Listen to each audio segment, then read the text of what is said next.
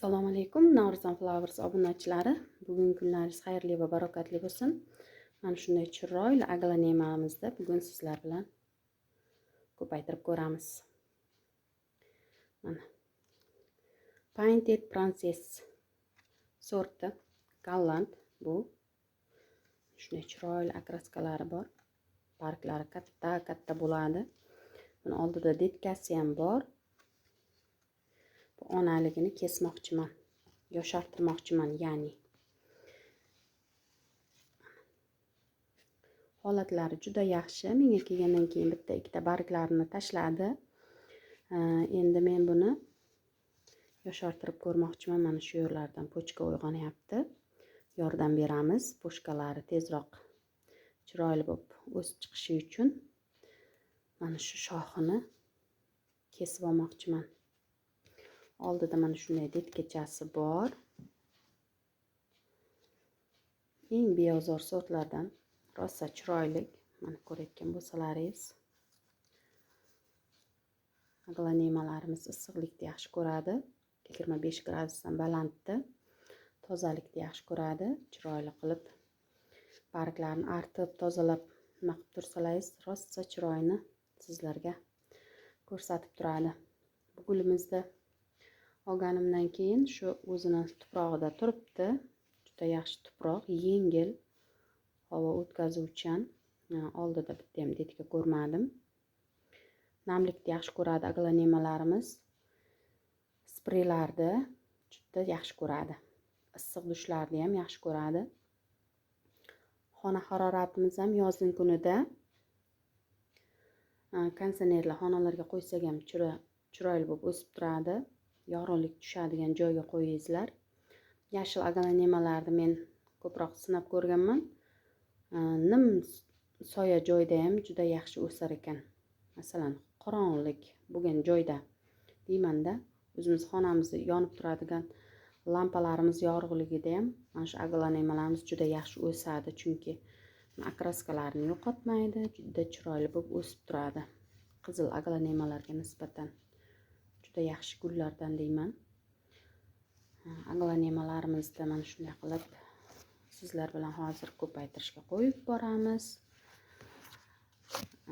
Sizlarga ko'paytirilish yo'lini ko'rsatib beraman. Pichog'imizni yuvib artib oldik. Endi mana shu pochkamizga xalaqit bermasdan kesib olamiz. Aglanemallarimiz NPK 20 ni yaxshi ko'radi. Gullarimga qanday dori bersam, bularga ham bir xilda shunday dori beraman. Alohida o'zlari uchun dori bermayman. Buni endi bu sheridan kesib olishimizga to'g'ri kelar ekan. Shu bargini olib tashlaymiz. Xalaqit berar ekan. Pochkasidan salgina balandroqda. Bismillahirrohmanirrohim.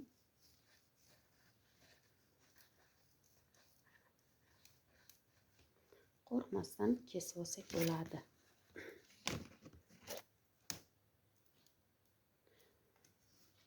Kesadigan jismimiz o'tkirroq bo'lgani yaxshi. Kesayotgan joyimizni ezib qo'ymasligi uchun.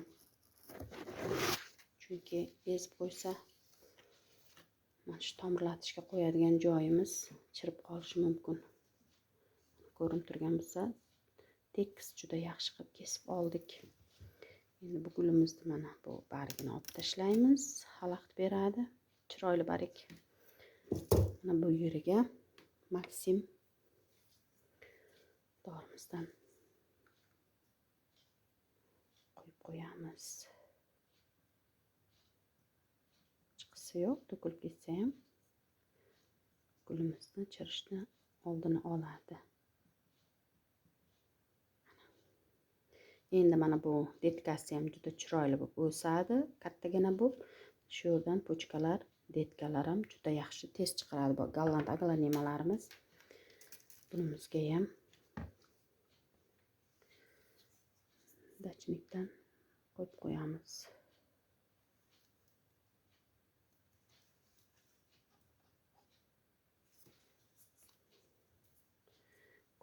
aytdim sizlarga. Namlikni yaxshi ko'radi. Yozda suvni ko'p ichadi, qishda namligiga qarab, tuproq qurishiga qarab quyib turasizlar.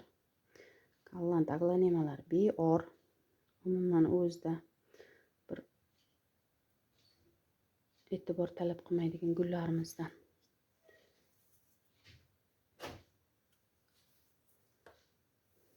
Shunday qilib ko'paytirishga qo'yib yuboramiz. Ozroq qurisin, keyin tuproqqa ekib olamiz. Mana kesgan gulimizni kesgan joyimiz quridi. Buni torfga ekib olamiz.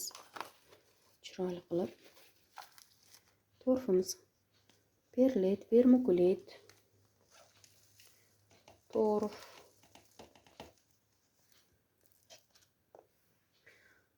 Tuprog'ini ayamasdan solamiz. Qattiq ushlashi uchun shunday ko'rinib turadigan pazrashni idishlarga eksak, ildizlagan ildizlari ko'rinib turadi. Tuproqni ko'proq solib, qattiq bosamiz, chunki gulimiz katta, og'ir, yiqilib ketishi mumkin qo'ygan joyimizdan. Shuning uchun o'zini mahkam ushlashi uchun ko'proq tuproq solamiz.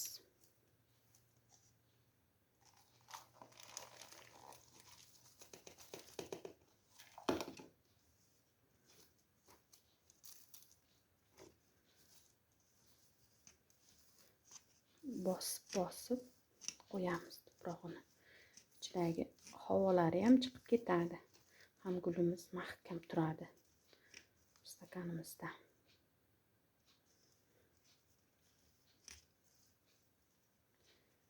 Bitta aglanemasini mana shunday qilib 2 ta yoki 3 ta qilib ko'paytira olsak bo'ladi. Hamshagidek suvim, yomg'ir suvi, ozroq nima qo'shganman, fitosparin qo'shdim. Ildizlari chirib qolmasin deb. Qish keldi deguncha bizda svet o'ynaydi.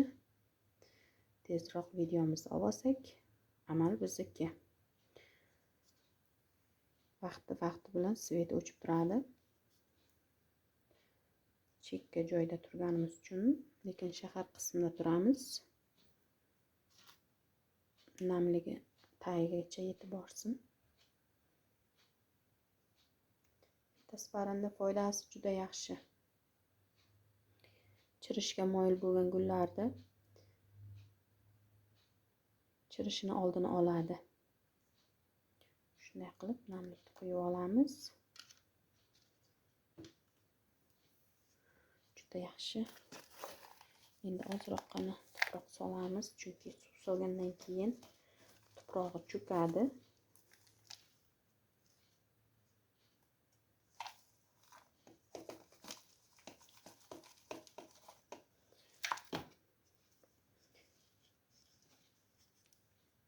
Xonangizda harorati bir xil bo'lsagina gullaringizni ko'paytirsangiz bo'ladi. Agar xona harorati o'ynab tursa, issiq, sovuq bo'lib, har xil haroratda bo'lib tursa, gullaringiz chirib ketishi mumkin. Tagidan suvlari chiqdi. Sizlarga aprel oyida ko'paytirishni boshlasangiz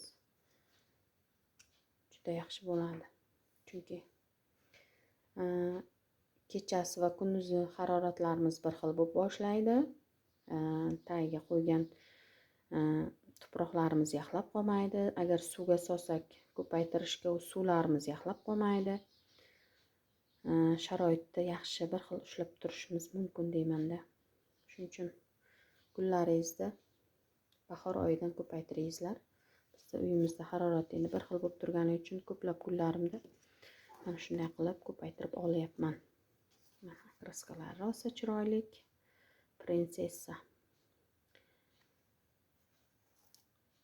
Tabiiy ozor gullarimizdan. Shunday qilib hozir buni konteynerga solaman. 30 kundan keyin natijasi bilan sizlar bilan bo'lishaman. Sog' bo'lingizlar, salomat bo'lingizlar. Foydali bo'lgan bo'lsa, xursand bo'laman.